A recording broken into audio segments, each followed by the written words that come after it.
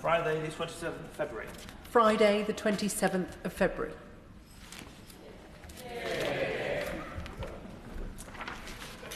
The clerk will now proceed to read the orders of the day. National Insurance Contributions, Employer Pensions Contributions Bill, Committee. Now. Order.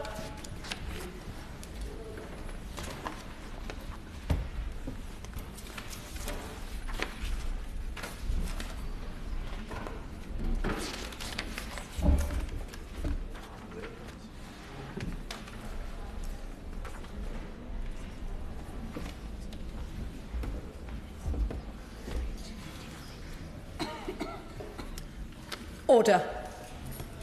National Insurance Contributions, Employer Pensions Contributions Bill.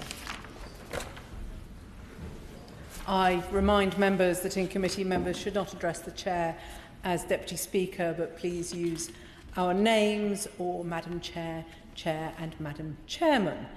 We begin with Amendment 5 to Clause 1, with which it will be convenient to consider all amendments. Clauses stand part and new clauses as on the selection and grouping paper.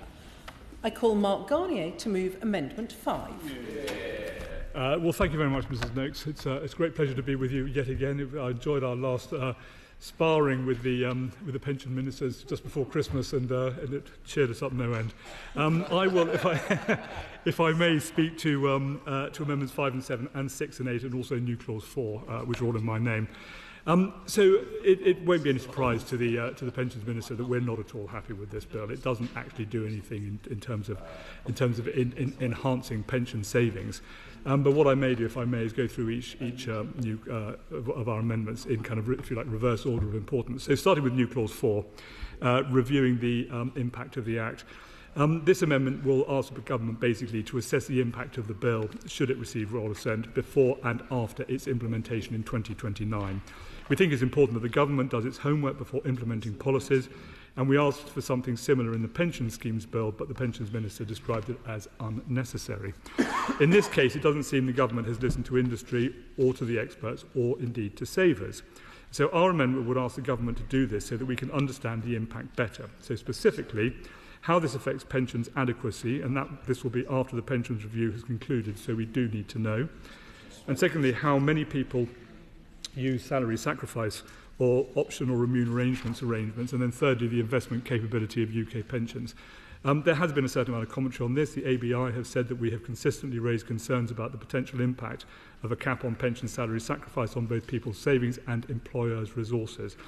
So there are some issues that are of a great concern to many people on this. So we obviously want to ask if the government has fully considered the knock-on effect that this will have on investment from UK pension funds. And also, will the government update the terms of reference for the Pensions Commissioner, being led by Baroness Drake, to ensure that this is considered? So I won't go on about that, but what I would say is that we are unlikely to move this new clause, but the Liberal Democrats' new clause 5, I believe, has a similar effect. And should the Liberal Democrats want to move their new clause 5, we would support that. Moving on to Amendments 7 and 8, which is looking at indexation of the cap. These amendments will look to make the £2,000 cap naturally rise in line with the Consumer Price Index. We've brought this forward as, if the cap remains static, then it will become increasingly meaningless. And we've seen today where we've had an above expectation inflation rise of 3.4%. Clearly, this is something which will obviously devalue the value of the cap, even by the time it's implemented in 2029. So our amendment seeks to address that, so salary sacrifice arrangements don't become redundant without parliamentary intervention. And obviously we use CPI because that's kind of the basics for inflation. Again, the ABI have made a similar argument as the cap doesn't allow for inflationary changes. Moving on to, however, having said that, we don't propose to move that amendment. Moving on to Amendments 5 and 6. These are the amendments that we feel particularly strongly about. They are mirror arrangements for each other, but importantly what we're trying to do with Amendments 5 and 6 is to make what we feel is a very poor bill into something which is less poor. These amendments will make basic rate taxpayers exempt from the £2,000 cap. So they will support the group in the UK that typically undersave or are the least prepared for retirement. According to the Society of Pension Professionals, a quarter of the people who enjoy salary sacrifice that will be hit by the changes this bill brings in are basic rate taxpayers. And there are around 850,000 people who are basic rate taxpayers who will be affected by this cap. But more fundamental to that, though, is that this group of people will be hit disproportionately hard. Lower paid workers will be hit disproportionately hard.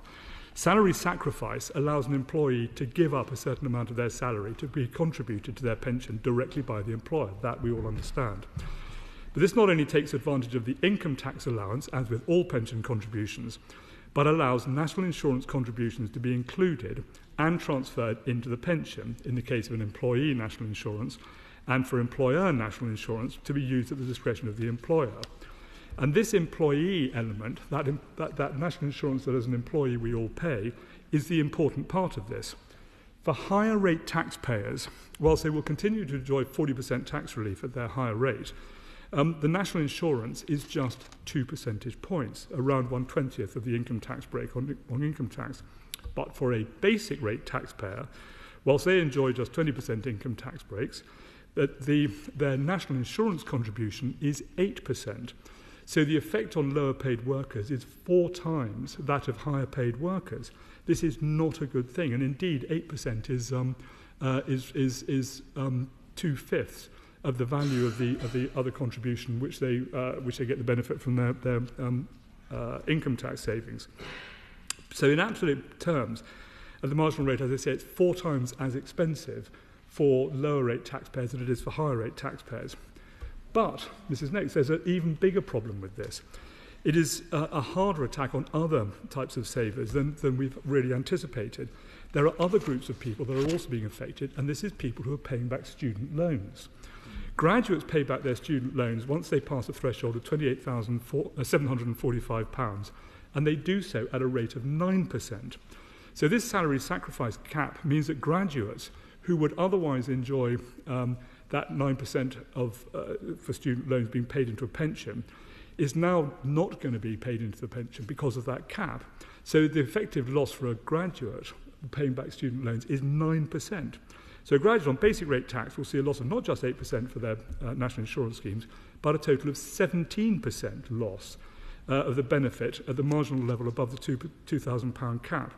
And the director of the Chartered Institute of Taxation agrees, and I quote, "The change will disproportionately affect basic rate taxpayers because they pay at 8% NIC on contributions over £2,000 caps compared to the 2% charge on higher earners, but it will also disproportionately impact those with student loans who earn above the repayment threshold, as they will have incurred an extra 9% student loan dedication from their pay or deduction from their pay." So, at a time when we are trying to get people to do the right thing, to save for the future, the government, it seems, wants to whack them hard. They want to whack the lower paid harder. But because of this way that it works, as I say, it is the lower paid. And they want to whack also a younger generation even harder than those who enjoyed free university education. And for this younger generation, Mrs. Noakes, they can't afford to buy a house. They have to pay for university education. The government has made it far harder to get a job with their jobs tax. And at the time when we are desperately trying to get people to save for their retirement, they make it harder to save for a pension. So I challenge Labour MPs who are going to be voting on this and who are being whipped to vote against this, to vote against the interests of lower paid people. Why are they being asked to vote against the interests of graduates and younger people and to vote for regressive tax? So, yes, go on. Can I commend them for what the Right Honourable Gentleman is saying? It's not just those in lower income, it's those in middle income as well. It's the mums and dads of the students who is where it all falls back in the shoulders of them. And does he agree, as he has said, it is an attack upon the younger people who have aspirations and hopes for the future? And what should be done should be encouraging young people and helping young people, and very clearly government has fallen down. I completely agree with my friend. It is a fundamental problem. We're doing completely the wrong thing for people who want to do the right thing. We're disincentivizing people taking responsibility for their future at a time when actually the state pension is coming under a lot of pressure, and it's expected, I think it's in 11 or 12 years, there will be less money being paid into the pension scheme pot than is being withdrawn by those of us who, kind of in my own case, I have to declare an interest, are approaching retirement. So it is, years ago, I can't... Oh, years to go, thank you very much. I thought you were years ago. Thank you very much. But look, well, look, I'm actually trying to finish my speech. In fact, I had finished my speech. But look, this is a very important point. So this is an amendment we will move to a vote. And as I say, we will challenge Labour MPs to do the wrong, to not do the wrong thing for their constituents, for their young, hard-working graduates who are desperate to do the right thing. Thank you, Mr. Mason. The question is that Amendment 5 be made. Liberal Democrat spokesperson Charlie Maynard. Thank you, Madam Chair. My chief concern with this bill is that, like a lot of the measures the Chancellor announced in her budget, this looks like it may be a route to some medium-term increased tax revenues, but it gives no thought to longer-term consequences. That will help her meet her fiscal rules, but I say may because this doesn't kick in this year, it doesn't kick in next year, it doesn't kick in the year after, it doesn't kick in the year after that. It kicks in rather conveniently in the election year of 29-30. That's pretty useful if you are fighting an election and if you want to meet your fiscal rules. It's not very useful if you're trying to be fiscally prudent. And so that kind of leads to some scepticism about what actually is going on here. So, given the pressures on the state pension and the social care system, it seems extremely counterproductive to reduce the incentives for those who can afford to do so and to save more towards their retirement. So let's look at the impact that small businesses have warned about. Pensions UK and the Federation of Small Businesses have jointly expressed their concern that these changes will increase costs for businesses who rely on salary sacrifice to support staff retention and reward. They state that higher national insurance costs and operational disruption will make it harder to offer competitive benefits, invest in growth, or plan effectively. We need to remember the wider context that small businesses are operating in. Even before this, they were battling with sharply rising costs of everything from rents to energy bills, to supplies to business rates, the costs of Brexit, etc. But they also have to adjust the changes of their NICS bills that the Chancellor announced a year ago, and you can see how it must feel to small business owners. The additional burden heaped on them feels unsustainable. This is a double whammy on the national insurance hikes last year, while the NICS burdens having gone up last year due to the rate increase, and now this measure raising their NICS bill for a second time. I would be interested to hear from the Minister what impact assessment they have made of the impact of these changes on businesses, and small businesses in particular, which is why the Liberal Democrats have tabled amendments requiring the Government to publish full assessments of the impact of the bill on the recruitment and retention and on the tax liabilities of businesses as a result. Now let's consider the potential damage this choice will do further down the road by disincentivising saving. Earlier this year, research from Scottish Widows found that 39% of people in the UK aren't on track for a minimum lifestyle in retirement, a 4% increase since 2023. And research showed that people were actually saving more towards their pension in the last year, but projected retirement income was still failing to keep pace given the rising cost of living. Certainly. Lib Dem spokesman for giving way. The shadow spokesperson spoke about challenging Labour MPs to champion their constituency. I would just say to him, one of the biggest concerns I have in my constituency of Harlow about pensions is the amount of people that aren't paying to any pension at all, particularly those obviously self-employed or lower earners. So would he agree with actually the real conversation we need to be having about pension in this place is how we encourage people in my constituency and beyond to actually save for their futures, which I think is what he's suggesting. Absolutely agree, and well said.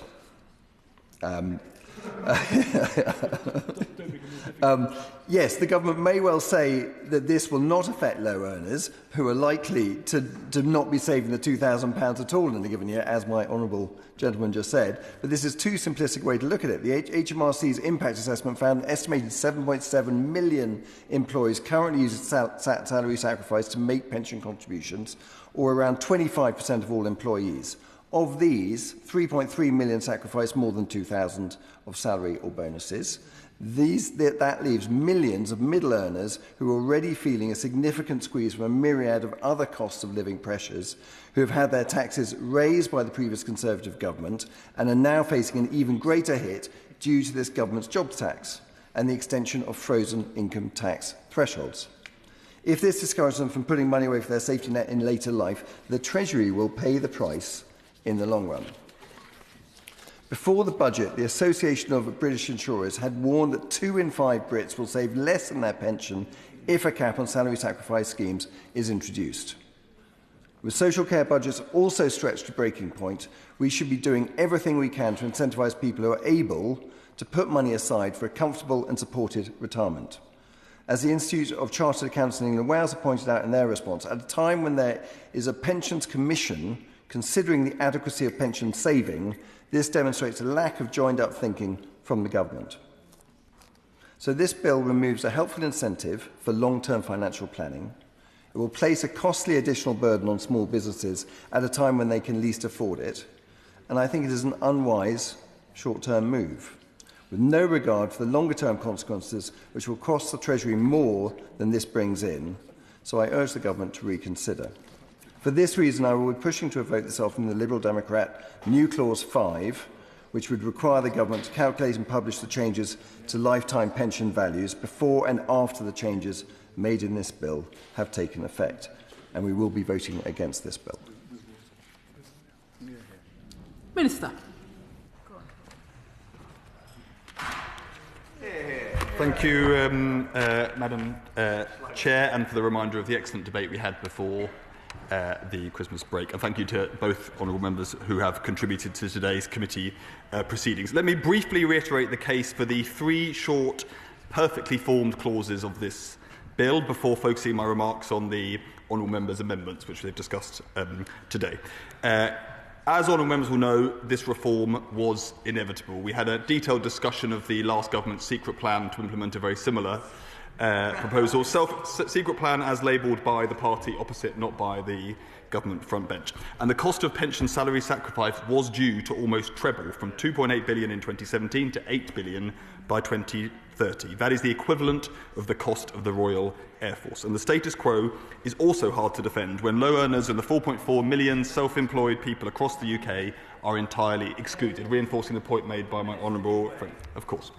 Thank you. And the Minister will recall our many happy hours together at the Pensions Bill Committee. And one of the issues that the Liberal Democrats raised was the need for a MOT for people as they approached their pensions and seeing how it was going and the adequacy of their pensions.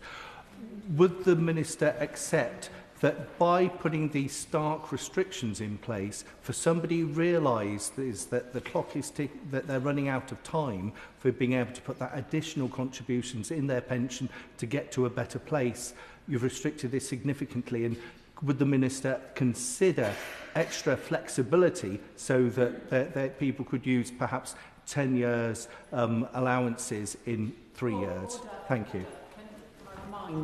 Members that the scope of this bill is very narrow indeed, and we really ought to be keeping to within the scope of the bill and not bringing in new concepts. Minister.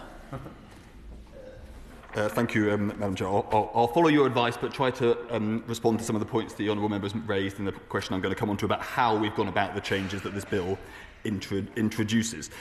So, as I've said, change is inevitable, but it is important to take a pragmatic approach to it, which is my answer to the honourable member just now. Pragmatic by continuing to allow £2,000 to be salary sacrificed free of any NICS charge, ensuring that 95% of those earning £30,000 or less will be entirely unaffected. Pragmatic by giving employers and the industry 4 years to prepare.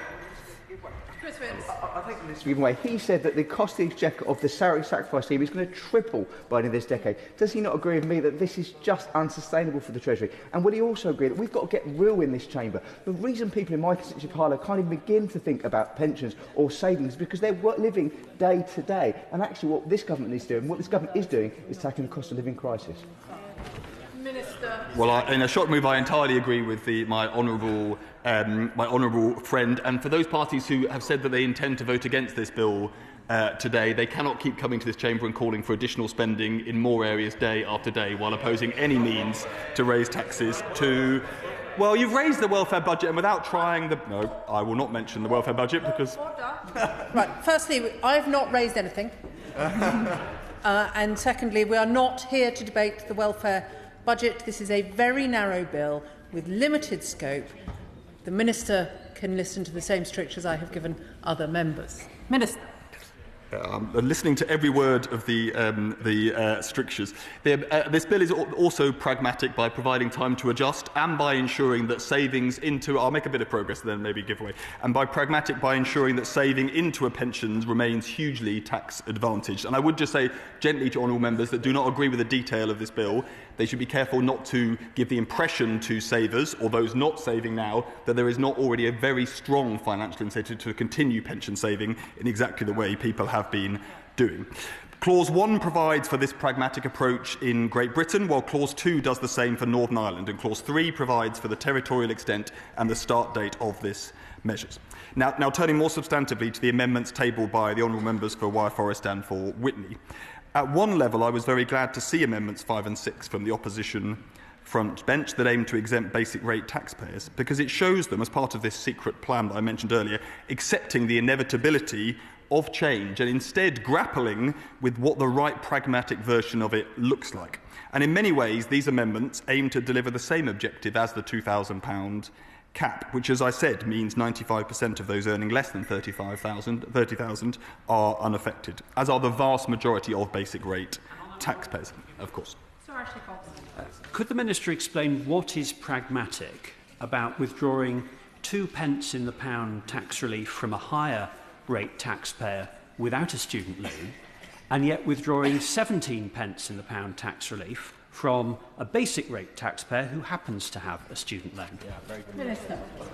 The pragmatic approach is to allow people to continue salary sacrificing £2,000 and not bring in the measure for 4 years so people have time to adjust. But honourable members opposite will need to justify wanting to spend more than is being spent on the Royal Air Force, of which I sat through PMQs today and heard people calling for more defence spending, while again not being able to live up to what that requires, which is taking seriously that we spend tax reliefs effectively. And for everybody, there will still be a strong incentive, a tax incentive, to save into their pension. Now, the approach proposed, taking the approach proposed, rather than our proposed cap, would likely be impossible to implement in practice and add unnecessary complexity, not least because employers would not in many cases know which employees would end up being basic rate taxpayers, and they certainly wouldn't know for sure until the end or at least late in the financial year. Amendments 7 and 8 seek to uprate the cap by inflation. The Government has set out our policy intent for a £2,000 cap to be introduced in April 2029, as the honourable member set out, with the timing driven by the desire to give everyone time to adjust. In that context, it does not make sense to index that cap ahead of 2029, while our view is that the future level of the cap in the next decade and beyond is for budgets in those decades, or at least significantly closer to them. I know honourable members are keen to start debating the 2031 budget, but having heard from Madam Chairman, I think we should leave that for another day. This is consistent with the approach this House has taken under governments of all three main parties, which is to have key elements of the pension tax system that are not routinely indexed, including the annual allowance. But it is of course right that this and all governments will want to keep the level of the cap under review to ensure it continues to meet the objectives we've set out today. Turning now to the new clauses, several probe at the impact of the changes. The Government has published a tax information impact note alongside the introduction of this bill. This sets out the impact of the policy on the Exchequer, the economy and individuals and businesses. It also provides an overview of the equality impacts. New clauses 1 and 2 seek to focus on SMEs, and I've heard suggestions, they were gently hinted at today, that those are more likely to be affected, that SMEs are more likely to be affected. The opposite is true. Only 39% of employers offer pension salary sacrifices, and small businesses are less likely to do so than larger business. Indeed, the status quo puts SMEs at a disadvantage relative to their larger competitor, which is the opposite, I think, of the point the honourable member wanted to make. New Clause 3 focuses on marginal tax rates, but the bill changes do not directly affect a person's marginal tax. Those wanting to make pension contributions to keep their taxable income below a certain level can continue to do so, and I've read much misleading commentary on that point. Turning now to New Clause 4, which proposes an impact assessment of the changes before they take effect and 5 years after, I want to again commend the member for Wyre Forest. He's showing admirable zeal for supporting the argument I made at second reading that any responsible government should keep the £500 billion of tax reliefs under review to ensure they're delivering their objectives efficiently. That is, of course, the exact thought pattern that identified this relief as needing reform, and so I look forward to him changing his mind and supporting it. The government should and will continue to keep this and all taxes and tax reliefs under review, rather than singling this particular relief out via primary legislation.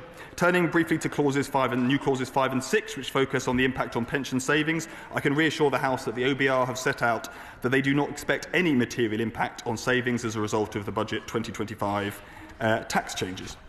I hope these remarks, Madam Chair, reassure members with regards to the points that their amendments have raised. And on that basis, Madam Chair, I beg to move that clauses 1 to 3 stand part of the bill. I think the Minister will actually find that we were on Amendment 5, so he need not have moved those new clauses then. The question actually is that Amendment 5 be made. As many as of that opinion say aye. Aye. Of the contrary, no. No. Division. Clear the lobby.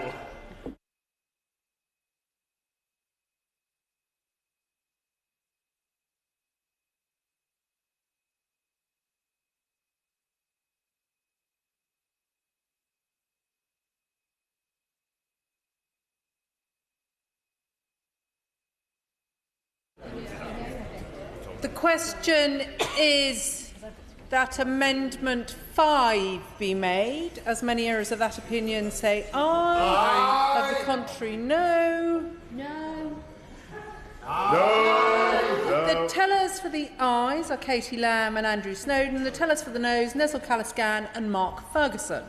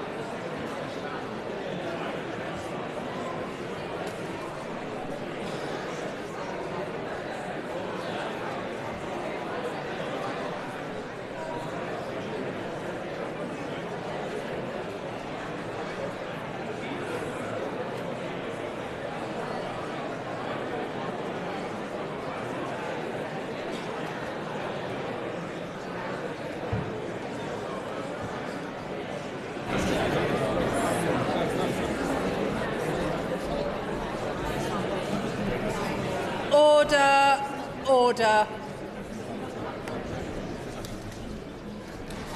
The ayes to the right, 191. The noes to the left, 326.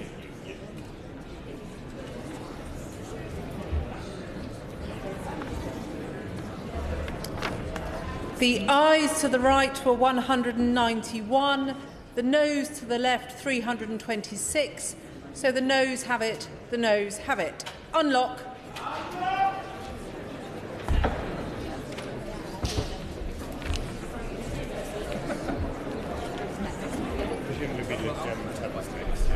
We now come to Amendment 7 to Clause 1, which had been selected for separate decision. Is it now your pleasure that the amendment be withdrawn? Amendment by leave withdrawn.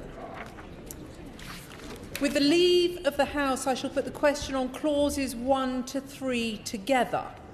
The question is that clauses 1 to 3 stand part of the bill. As many are as of that opinion say aye. Aye. Of the contrary, no. I think the ayes have it. The ayes have it. New clause 5 has been selected for separate decision. I call Charlie Maynard to move new clause 5 formally. I beg to move.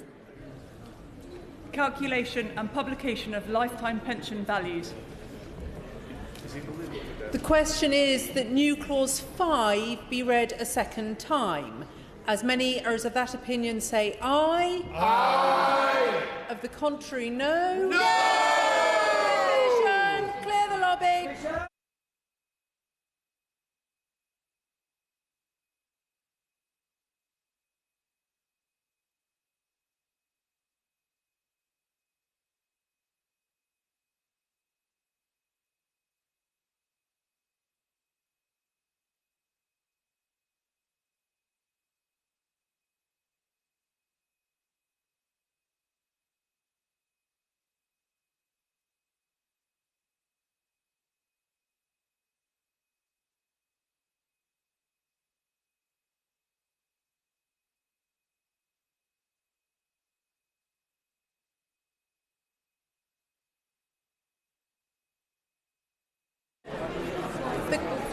Question is that new clause 5 be read a second time. As many as of that opinion say aye. Aye. Of the contrary, no. No. The tellers for the ayes are Zoe Franklin and Susan Murray. The tellers for the noes, Nestle Caliscan and Mark Ferguson.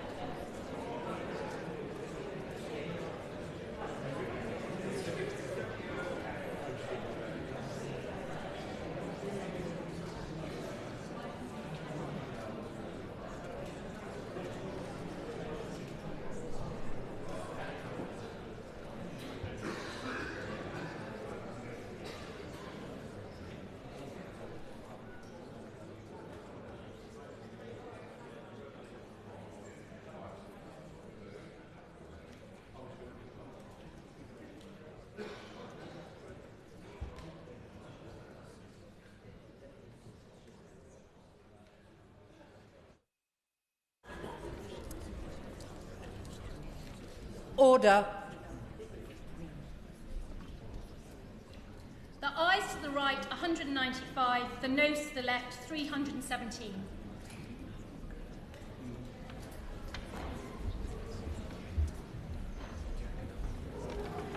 The ayes to the right were 195, the noes to the left 317, so the noes have it, the noes have it. Unlock.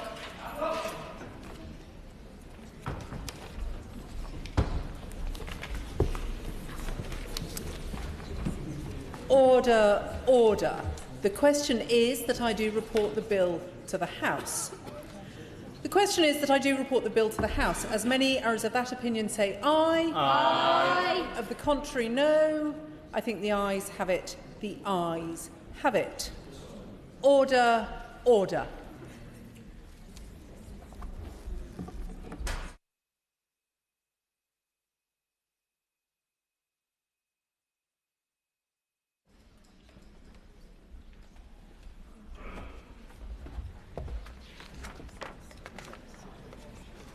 Order. Whip to report. I beg to report that the committee has gone through the bill and directed me to report the same without amendment. Minister to move third reading. Thank you, Madam Deputy Speaker, and I beg to move that the bill now be read a third time. The bill amends the Social Security Contributions and Benefits Act 1992, creating a power to apply employer and employee NI contributions on salary sacrifice pension contributions above £2,000 a year from April 2029. Reform of this type, as I've said, was inevitable. The cost to the Exchequer of salary sacrifice pension schemes was due to almost treble by 2030 without reform. The government is taking a pragmatic and balanced approach to that reform. Firstly, by introducing a cap so that ordinary workers are, in the vast majority of cases, unaffected. Secondly, by giving employers, employees and providers a long lead-in time so that everybody has plenty of time to prepare. And thirdly, by ensuring that saving into a pension, including via salary sacrifice, remains hugely tax advantageous. The government continues to provide over £70 billion of income tax and national insurance relief on pension contributions each year. Employer pension contributions will remain the most tax-advantaged part of the system. Madam Deputy Speaker, in this debate and others around pensions, what we have heard is that there is a strong cross-party consensus that greater pension adequacy is important. We all look at the forecast for private pension income and see that those showing lower private pension income on average in 2050 relative to those retiring today is not an acceptable place to be.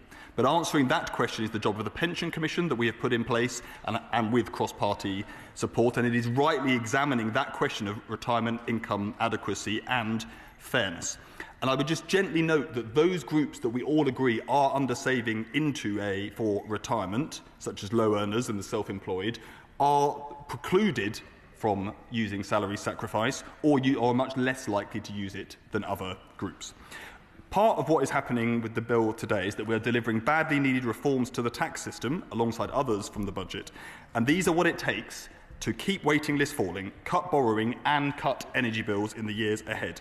And those that do not wish to support changes like this cannot have it both ways and call for additional spending or additional support on energy bills and the rest. And it is important more generally that we do all consider the effectiveness of tax reliefs in the system, which cost a cumulative £500 billion a year. If we just defend the status quo, even in the face of tax reliefs which are hard to justify and whose costs are rising significantly, that does mean higher tax is for everybody else, and that is not something that we are prepared to see happen.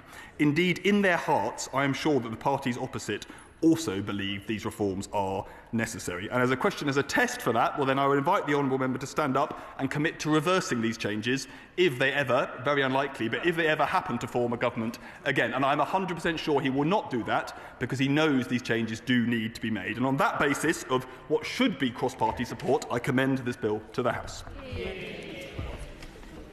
The question is that the bill be now read the third time. Shadow Minister Mark Garnier. Well, thank you, Madam Deputy Chairman. The Pensions Minister is absolutely right. There is an awful lot that we agree on, and it's always a great pleasure to spar with him and agree on certain things. But this bill is not one of them. And I think we should be clear why we disagree with the Minister on this. So first, this bill is one that contributors to HMRC's research were absolutely against. This report that the Minister mentioned in second reading, the report commissioned last year, said all of the hypothetical scenarios explored in this research, including the £2,000 cap, were viewed negatively. The report also pointed out that the £2,000 cap was the most complicated option that was presented.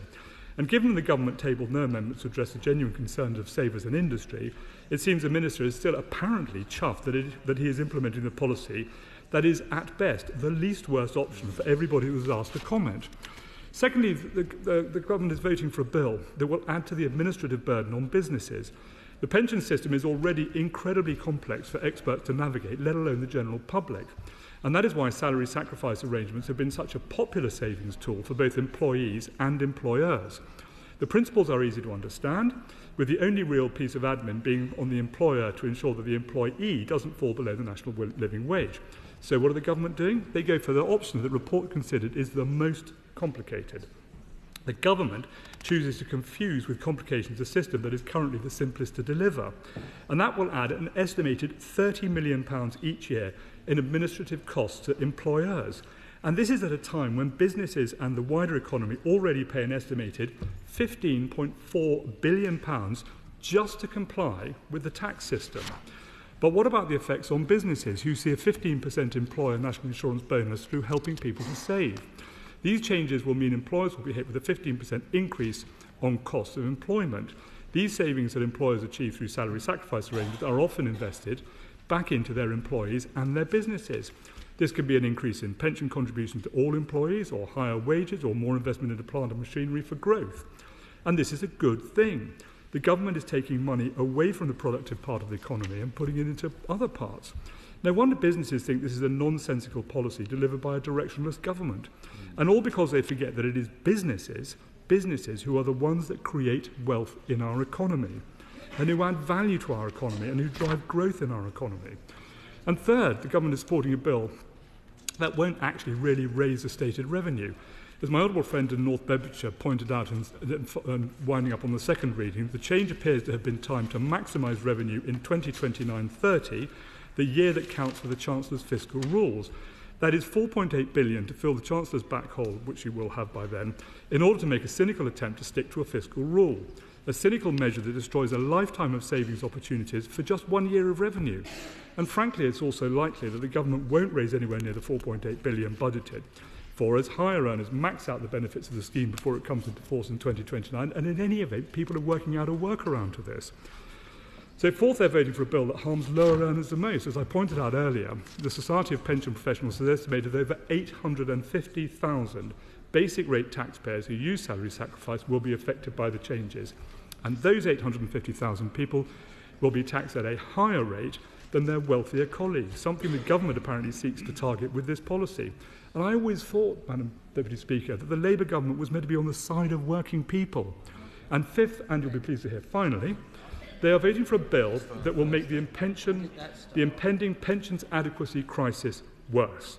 As I said in my introduction, there is widespread agreement that people aren't saving enough. So why make the second largest revenue-raising measure of the budget from last year the one that goes after people's savings for later life? It goes against that basic, important and agreed objective of people planning for their futures. And more importantly, it goes against the government's own financial inclusion strategy. As the Economic Secretary said to the Treasury set out in November, I quote, "Our aim is to create a culture in which everyone is supported to build a savings habit, building their financial resilience in the long term." So how does this bill accomplish that reasonable ambition? It won't. And this is because it disincentivises employers from saving more into their pensions, and it disincentivises employers from providing it as an option in the first place. Altogether, it is the wrong policy that sends the wrong message at the wrong time. Now, we gave them a chance to address some of these concerns a little bit earlier, and they didn't take it. Okay. So we hear all these concerns from businesses and from savers and all the rest of it loud and clear, which is why we want the government to think again on this, and why we will vote against this bill at third reading. People are simply not saving enough for their retirement. Instead of restricting options, we should be encouraging the creation of new incentives. incentives that will encourage people to save more. And instead, the government are pushing through a bill that will do the opposite and is unbelievably unpopular because it punishes 3.3 million people who actively try to save for retirement, because it punishes 290,000 employers who incentivise their employees to save. And worst of all, it breaks another of Labour's manifesto promises that they will not increase taxes on working people. Madam Deputy Speaker, it remains a wrong policy to pursue, and that is why we will vote against it. Liberal Democrat spokesperson Charlie Maynard. Thank you, Madam Deputy Speaker. I will let it pass from here. Thank you. Best speech he's ever I'll just made. clarify if the Minister wishes to respond. Minister? Very good. The question is that the bill be now read the third time. As many as are of that opinion say aye. Aye. Of the contrary, no. No. Division. Clear the lobby.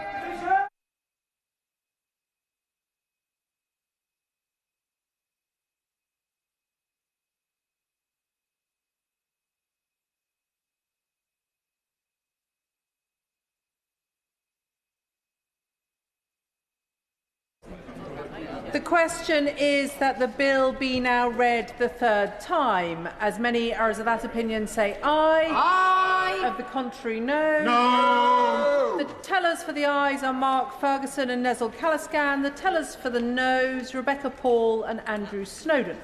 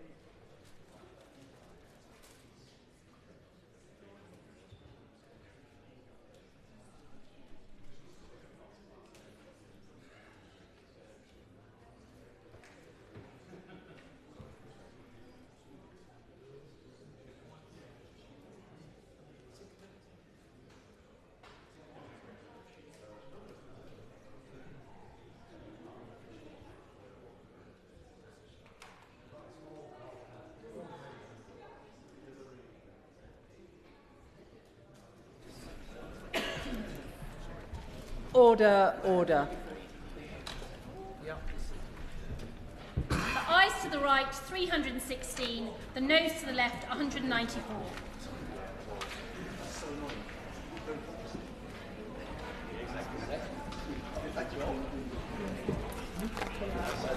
The ayes to the right were 316, the noes to the left 194, so the ayes have it, the ayes have it. Unlocked.